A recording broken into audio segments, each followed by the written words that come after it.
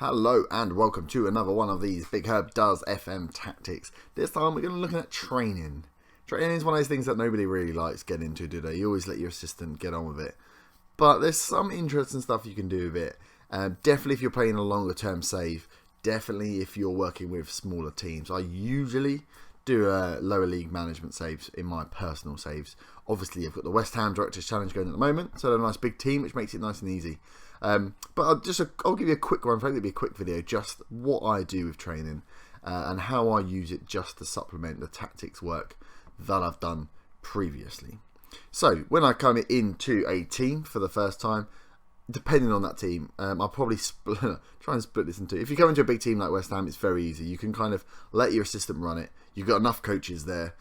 You can get on with your tactics. It's always best to get your tactics sorted before you start doing the training, because you may want to retrain players, look at players, depending on your tactic you get set up. So it's always good to get settled in your tactic first before you do the training. But with the smaller teams, obviously you can get into it a bit more earlier on because you don't have all those coaches there. So you kind of got to do it yourself. So here's the training screen. Just an overview of where people are at the moment. I have a lot of this set up as the assistant manager doing it because I was too lazy to get it set up at the beginning. But now I'm thinking, okay, well, we've got some good young players in. I need to concentrate. I've been doing the team analysis and the tactics setup. I need to start implementing some of this stuff. So the first thing I always look at is coaches. You can see here we've got a lot of coaches. Your key thing here is to have the workload not average worst. So if you look here, like the fitness coaches, ideally you whack the fitness coaches over because it gives you that extra star. But when the coaches' workload is heavy, they're not as effective. So try and keep them on average, and then your best bet is to go down line by line with your. I'm pointing at the screen while Wally, looking at their stats and assigning them to the area that best suits them. It's always good if you can afford it. When I look for coaches, if you look at Julian Dix, I think is always terrible. Julian Dix, good old Julian Dix. Looking at determination, obviously it highlights here what they should be looking at, but determination is always good. Discipline, motivation. If you're working with young players, especially if you're like lower league and you're picking up the younger players, look for that in there. You're working with youngsters.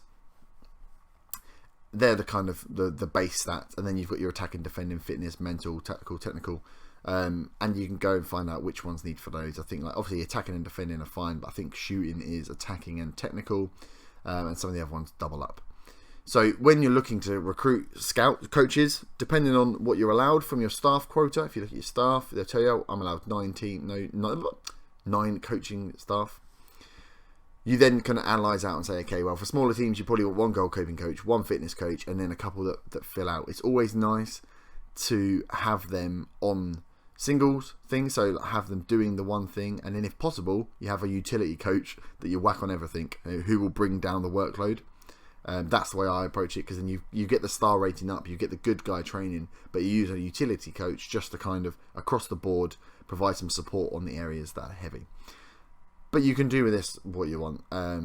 That's what I look at when I build staff. In lower league management, it's much more important trying to get good staff in with the right stats that give you the higher, training stars. The league coach stats is important because you're really building those teams and you need that work. You can't have 9 coaches. You'll probably only have 4 or 5. So you need to really work out where you want to build. And you can also use yourself as well. Where am I in here? Down here. With my defensive stat, actually I should be looking at, I'm on tactics and defending because that's my 2 high areas. So you can use yourself as well, even sometimes as that utility coach, just to take the workload down. But that's the coaches. That's the first thing I'd look at. Just getting that done. So it's done. You don't have to think about it then unless you replace coaches. Team training. This is the fun one. Depending on the level of the club and what you're going in, will depend what you do here. The only things I really do with this is the main focus in early, when you start the game, will be on tactics, to build up their knowledge of tactics. And then every season in the off-season, I will put it onto team cohesion, just so then the guys are looking to bond as a team. Whether that has any impact, I have no idea. But learning the tactics quickly as soon as you come in is always a good start. And then as you go into the season, I usually just let the assistant manager decide what to do. As you can see, they flick between the focus, between the different areas. But really, where I like to concentrate is the individual training. Oh, one other thing on the team is the match preparation. Again, you can go with the your assistant manager's advice on this, or yourself, depending on what level of club you're going to, whether your assistant manager is any good or not. But obviously, if you're going against the bigger teams, you want to probably defend. The smaller teams maybe attack, or you can just mix it up. Stick on tactics possibly. Match tactics is always good, especially at the early stage. But this is what we want to get into, the good stuff, the individual training. So if you watch the team analysis videos I did earlier on in the series, you see that we go through and pick up certain traits that the players need to improve on, and this is where you can really go through and do it. So I use this screen over the side here. Usually set people to their playing position. Take control of learning. So set their players to their actual position that we want them to train as. So this is all based on your tactics. So in my tactic, you can see most of my players actually are pretty well versed, apart from maybe the defenders here. So Ogbonna are not great as a central defender on defend, and wing backs for my wing backs, the wing back role for my wing backs aren't great either. So I can go through and set those to try and bring up their potential. Obviously, you have to take into account things like their age. At 30-year-olds, they're not really going to improve too much in certain physicals. Definitely, mentals will go with game time, and there may be some points left to rearrange the goalkeeping, the attributes in the technical aspect. That's what I'm trying to say. So I will go through here one by one and have a look at the players and say, okay, where do we want them? So here we go. Ogbonna was one of them. So I want to train him he is a central defender. I need him training as a central defender to improve that knowledge. And what we might also be doing is, from that analysis screen, looking at him and saying, well, actually, Ogbonna's fairly standard across the board, but maybe his tackling's not great, so I can give him an additional focus of whatever I give him an additional focus of. This really comes into maybe the sort of wing-back type area. So we've got, he's trained as a central defender, Arbelow. I think that was his backup. But he's a right back. We're playing him as a wing-back. So we want to give him that wing back, and we might maybe saying, okay, Arlo, because we have you on automatic setting, and we want you to get forward, your crossing is not great at 10. So we'd give him an additional focus of crossing, which would then, hopefully put more effort into that one training aspect. It is a bit subjective. I don't know how well it plays. Obviously, playing the players in the team will develop it more than playing them in reserves, especially young players. You can set this all up for young players, but really giving them first team action is where you're going to see the best improvements. But doing this sort of stuff may just help, especially if you've got those young players breaking through. We've obviously now got Reece Oxford coming to the side. We've got Byron, who's only 24, he's Belder. Tillerman's 20, and Onoma 20 as well. So these guys, we need to get them set into a position we want to play, working on those attributes they want. And then you can just keep track of the happiness there. So I would tend to look at this once a year. Set out for the beginning of the year and run through. Maybe if you do some big tactical changes, change it midway through the season. Keep an eye on the reports that come through from your guys. Your coach team to say who's doing well, who's not doing well. Maybe listen to some suggestions.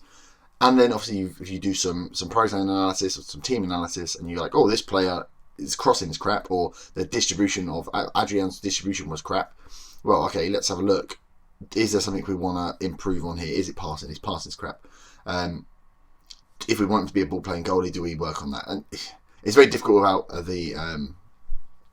without actually having an example to run through, but you get the idea, I'm hoping. You look at the team, you make a decision, you say, right, this player is playing in this position, so we should be training him there anyway. Let's put some effort into that. That'll improve him in those technical areas for that position.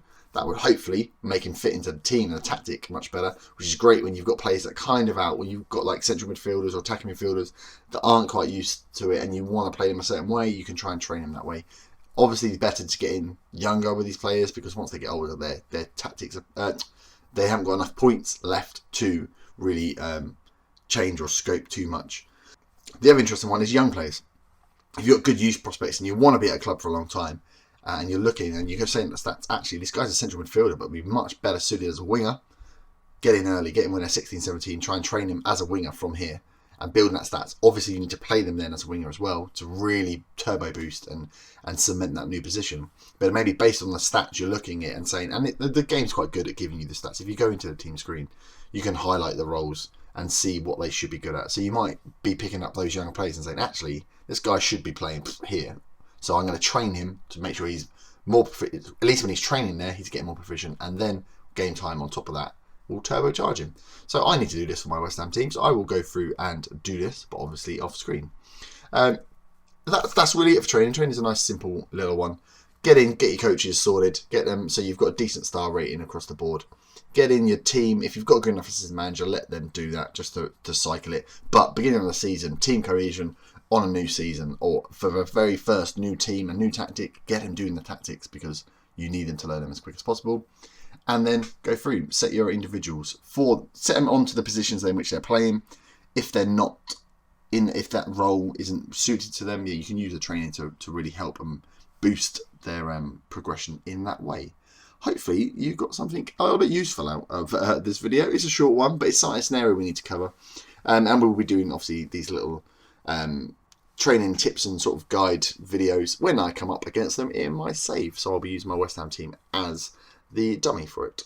But if you have enjoyed the video, please do drop a like to let me know you've enjoyed it. Have you watched the other tactic videos? Go and have a look. Building a tactic video is a very good one. Just your first days in the club, what you should be doing, what you should be looking out for, how to build a tactic from scratch based on the players you have. Obviously, you can go in and build one from how you would like to play and then try and get players to fit after, but it's a different view on it. And then there's some team analysis videos as well, so they're always worth a watch. Stick around, check out the channel. If you have enjoyed, please do subscribe. You'll be the first to know when this new information is coming out. Catch me on Twitter as well, @HerbTheNerd, but I will leave you there. Thank you very much for the view. I hope you have enjoyed. I shall see you next time. Bye-bye.